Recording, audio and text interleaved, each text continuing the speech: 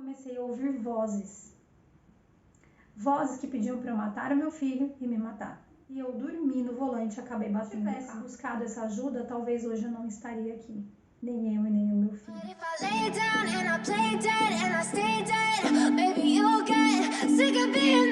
Seja bem-vindo, bem-vinda ao meu canal. Para quem não me conhece, meu nome é Sandra Caruna e hoje nós vamos falar sobre um assunto muito sério: obsessão espiritual. Em algum momento, todas as pessoas terão contato com algum tipo de obsessão espiritual. Na maioria das vezes, não tendo consciência nenhuma de que estão sofrendo algum tipo de ataque espiritual. Hoje eu vou contar para vocês um pouco da minha história com relação à obsessão espiritual e como isso mudou a minha vida. Também vou trazer para vocês algumas formas de se proteger da obsessão espiritual. Nós vamos ter dois momentos aqui no canal. Eu vou contar o meu relato e depois eu vou dar uma aula falando sobre o que é obsessão, como se proteger e como isso vai afetar no seu dia a dia. O meu processo com a obsessão começou em 2014. Eu era budista, praticava o budismo há mais de 8 anos, também era dirigente. Então, naquela época, eu não ligava muito a questão espiritual com a questão da minha prática no budismo. Eu falo que o budismo de Nichiren Daishonin, ele veio para a minha vida como um degrau. Foi ali que eu descobri a minha missão de passar os meus conhecimentos, o que eu sofri, as minhas dificuldades para os outros. No dia 22 de dezembro de 2014, eu dei à luz ao Enzo. E eu sabia que o Enzo ia mudar completamente a minha vida, só que eu não imaginaria o quanto. Uma criança tão esperada, um momento tão importante. Quando eu olhei para o Enzo, na hora que colocaram meu filho no meu colo, eu percebi que algo estava errado comigo. Então eu olhava as pessoas, no hospital onde eu estava, tinha uma janela, onde as pessoas podiam ver o parto. Meu parto era cesárea, mas ele estava coberto com um pano, então as pessoas iam ver quando meu filho chegasse.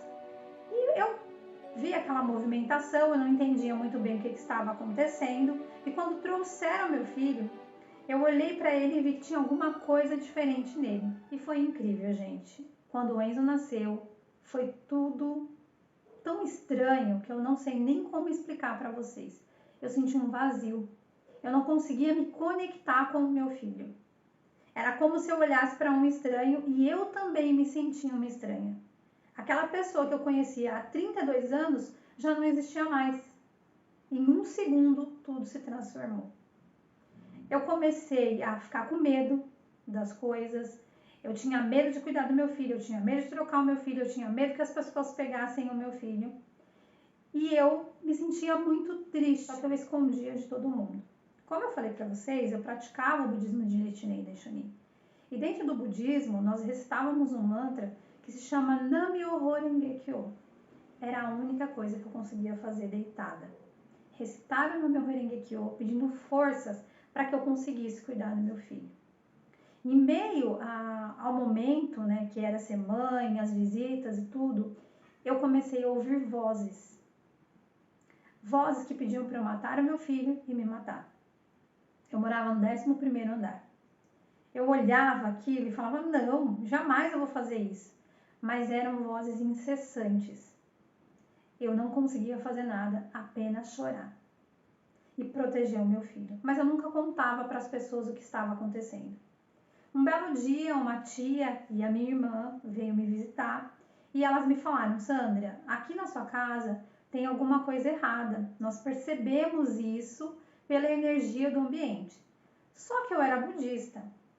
Mesmo tendo estudado bastante tempo sobre a questão do espiritismo, sobre várias outras religiões, eu tinha me convertido ao budismo. Então, na minha cabeça, eu acreditava que eu não poderia fazer outra coisa a não ser recitar o que eu tinha aprendido. Porque se eu não fizesse isso, eu estava indo contra ao que eu acreditava e ao que o meu marido também acreditava. E as coisas começaram a piorar. Então, eu ficava sozinha com meu filho, Eu cuidava dele 24 horas por dia e toda vez eu não aguentava ouvir ele chorar. Só que chegou um ponto que isso ficou muito extremo para mim, ficou muito difícil para mim.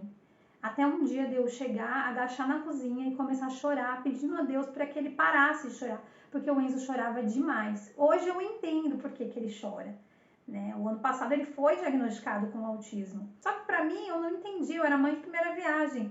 Aquilo para mim era muito difícil. E eu lembro que eu agachei e pedi, Deus me ajuda, eu não aguento mais ouvir o choro dessa criança. Eu fui diagnosticada com depressão pós-parto, eu tive que tomar remédio. Eu fiquei tomando remédio durante 3 meses, só que a minha situação não mudou. Eu tomei o remédio e nada mudava. A tia continuou vindo na minha casa e eles falaram para mim, Sandra, você precisa de ajuda espiritual. Você está com o obsessor. E eu continuei, não acreditei nela. Meu filho Enzo, após 8 meses, ele foi diagnosticado com meningite bacteriana.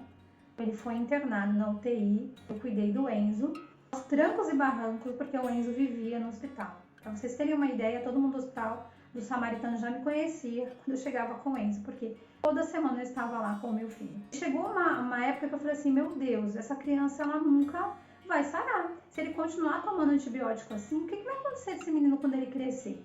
Eu já estava muito cansada, eu morava, né, na zona leste de São Paulo e trabalhava na freguesia do Ó. Então, um belo dia eu estava indo para o meu trabalho e eu dormi no volante e acabei batendo o carro. A polícia me parou, veio conversar comigo e naquele momento eu falei assim, meu Deus, eu preciso de uma ajuda, eu não sei mais o que fazer, nem a quem recorrer. No momento eu liguei o rádio e eu ouvi falar sobre um curso de Reiki. E eu falei assim, não, essa é a minha última alternativa, eu vou tentar esse curso de Reiki. Eu já não tinha mais esperança. E também não acreditava no Reiki, eu vou ser muito sincera com vocês. Eu não acreditava. Eu fui até esse curso. Fiz esse curso no Instituto A Luz com o Mestre Alves. Eu sou muito grata ao Mestre Alves por tudo que ele fez por mim. E depois que eu fiz o curso de Reiki, minha vida mudou completamente. Foi aí que eu comecei a enxergar. Chegou um momento que eu já estava melhor com relação à depressão, mas eu ainda sentia que faltava alguma coisa. E foi quando eu conheci o Centro Renascer, que ficava lá na Zona Leste, e eles, assim, foram maravilhosos e salvaram a minha vida, né? Porque eu falo que se não fosse por eles, hoje eu não estaria aqui. Então foi através de uma sessão de apometria que eu pude entender o que estava acontecendo comigo. E lá eu fui convidada para fazer os estudos apométricos. E foi através dos estudos apométricos que eu conheci o seu Jefferson e a senhora Maria. Eu estava com um processo de obsessão, porque a apometria ela vai trabalhar uma obsessão profunda. Eu estava com um processo de obsessão profunda, entre outras coisas, né? Eu tinha estudo, mas eu não tinha o meu autoconhecimento. Eu não me conhecia como ser humano. Então lá eu pude compreender todo o meu processo e trabalhar isso em mim. Eu falo assim que foi a minha luz no final do túnel, o Reiki e a apometria. Por isso que eu sou muito grata e trabalho com isso até hoje. Eu quis fazer esse vídeo porque eu sei que muitas pessoas estão passando por isso. E isso pode salvar a sua vida, assim como salvou a minha. Se eu não tivesse buscado essa ajuda, talvez hoje eu não estaria aqui. Nem eu e nem o meu filho. Então, se você está num momento de muita dificuldade, onde você acredita que não tem saída, busque ajuda. Tudo que nós fazemos na vida tem uma solução. Por mais que você não acredite nisso, existe uma solução para tudo. Nada está perdido e nós não estamos só. Se eu conseguir chegar até aqui hoje, você também consegue. Então, como eu falei, esse é só um pouquinho do meu relato, né, do que aconteceu comigo. Teve vários processos. O processo de obsessão, ele, infelizmente, ele não acontece só uma vez. Nós precisamos mudar a nossa mente. Vamos para a segunda parte do vídeo, que é a explicação do como que acontecem os processos obsessivos, por que eles acontecem e como nós podemos prevenir esses tipos de processo. O que é obsessão? Obsessão é o domínio que alguns espíritos adquirem sobre outros, encarnados ou desencarnados, provocando desequilíbrios psíquicos, emocionais e físicos. Quais são as causas da obsessão? Vingança. de espírito contra pessoas que de alguma forma lhe fizeram mal nesta ou em outra encarnação. Obter sensações do corpo físico. O obsessor induz o obsidiado a cometer algum tipo de vício, como cigarro, drogas, sexo desenfreado, entre outras coisas. Apego a grandes paixões, ou o simples desejo de fazer os outros sofrerem, por ódio, inveja, covardia. Atenção! Alguns sintomas que eu vou falar agora devem ser diagnosticados por um médico e jamais pare o seu tratamento a não ser que ele determine. Lembre-se sempre, somos seres integrais, físico, mental e espiritual.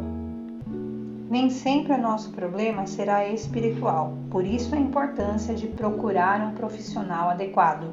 Quais são os sintomas? Angústia, mau humor, cansaço, insônia, muitos pesadelos, desinteresse pelo estudo, pelo trabalho, isolamento social, pensamento suicida, desregramento sexual, vícios, ter a impressão de ouvir vozes, dor de estômago, irritação além do normal, alguns transtornos psíquicos como, por exemplo, toque, síndrome do pânico. Existem vários tipos de obsessão. Uma delas é a auto-obsessão, quando o obsessor somos nós mesmos. Obsessão entre encarnados, nossa família, trabalho, sociedade. Obsessão de encarnados para com desencarnados. Muitas vezes perdemos entes queridos da nossa família. Eles se sentem atraídos pelos nossos pensamentos, palavras e ações. Muitas vezes ficam imantados no nosso campo eletromagnético. Temos também de desencarnados para com desencarnados. É isso mesmo. No mundo espiritual, alguns seres se ligam por afinidade, desejos e paixões. Infelizmente, existe um grande número de espíritos que são dominados, escravizados por outros espíritos. Alguns espíritos têm consciência do que estão fazendo, até por conta dos seus objetivos. Outros não têm consciência nenhuma, apenas se ligam a nós pela lei da afinidade. Muitos acabam adoecendo o nosso corpo físico e outros manipulam o nosso pensamento, a atenção e a nossa concentração. Mas afinal, como se prevenir contra os processos obsessivos? Em primeiro lugar, autoconhecimento. Em segundo lugar, oração. E terceiro, aceitação das sombras.